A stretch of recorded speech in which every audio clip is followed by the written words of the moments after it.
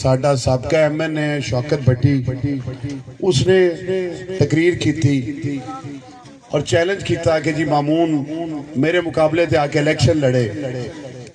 3 साल पहलों काफ़ी बंदियां ने याद होना जो मेरा इन्होंने इख्तलाफ शुरू होया सी, मैं जलालपुर भट्टिया चैलेंज किया सी कि मैं भी इस्तीफा देना ते शौकत अली तू भी इस्तीफा दे। लड़ाई केड़ी गल दी, बंदियां ने फैसला करन दे, जे मैं चुन लिया तो ठीक है, जे तेन चुन लिया तो भी ठीक।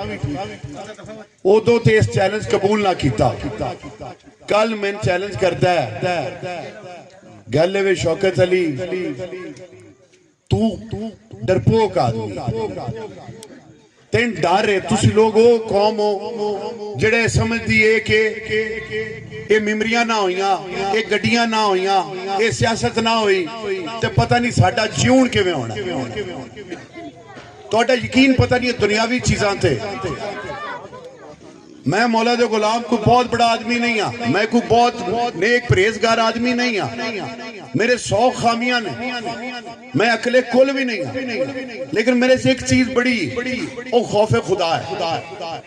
और मैं यकीन अल्लाह की जात से,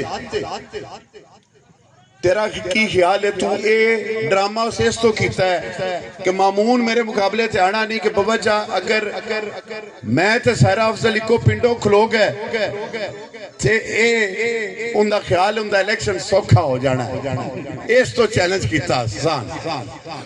तो फिर भी मामून तो जिंदगी चैलेंज सुनिया कभी रद्द नहीं किया।